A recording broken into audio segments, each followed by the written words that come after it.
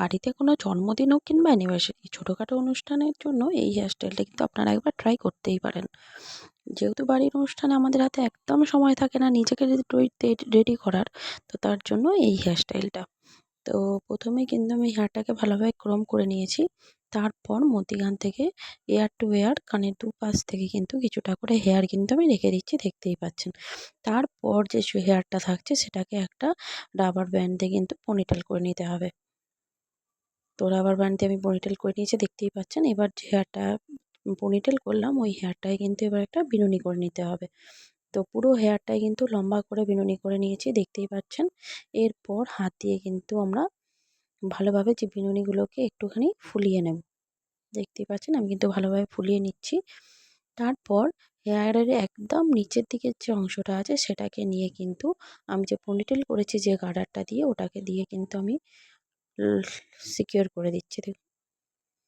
যাতে দেখতেই পাচ্ছেন আমি কিন্তু ওটাকে সিকিউর করে দিলাম। এছাড়াও আমি কিন্তু সাইড দিয়ে আরও ৩ টে ক্লিপ লাগিয়ে দিচ্ছি। যাতে যখন আমি খোঁপাটা করব হেয়ারটাকে দিয়ে যখন কাঁটাগুলো লাগাবো যাতে কোনোভাবেই হেয়ারটা না খুলে যায়। তো তার জন্য আমি কিন্তু এক্সট্রা ৩ টে কিন্তু ক্লিপ লাগিয়ে নিলাম, দেখতেই পাচ্ছেন। তারপর হেয়ারটাকে এবার ফোল্ড করে নিয়ে কিন্তু আমি একটা খোঁপা করে নেব। দেখতেই পাচ্ছেন আমি কিন্তু ফোল্ড করে নিলাম।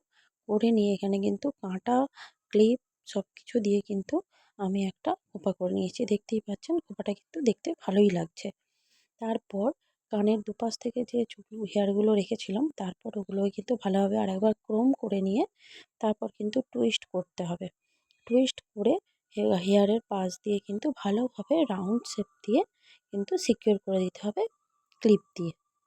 তো দেখুন আমি ঠিক যেভাবে দিচ্ছি ওইভাবেই আপনারা দেবেন, তাহলে দেখবেন দেখতেও ভালো লাগবে। দেখতেই পাচ্ছেন আমি কিভাবে লাগালাম। তো এইভাবে কিন্তু রাউন্ড শেপে কিন্তু ফোল্ড করে আমি কিন্তু কাঁটা দিয়ে সিকিউর করে দিলাম।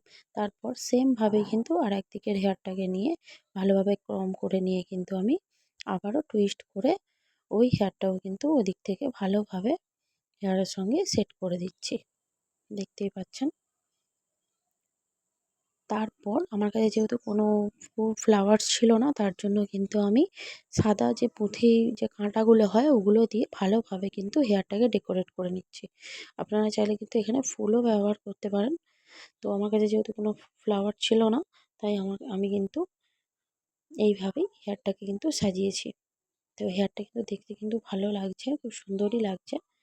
তো আপনাদের কীরকম লাগলো অবশ্যই কিন্তু আমাকে কমেন্ট বক্সে জানাবেন। আর আপনাদের বাড়িতে যদি কোনো ছোটোখাটো অনুষ্ঠান হয় আপনারাও কিন্তু একবার এই হেয়ার স্টাইলটা ট্রাই করতেই পারেন। তো টাটা।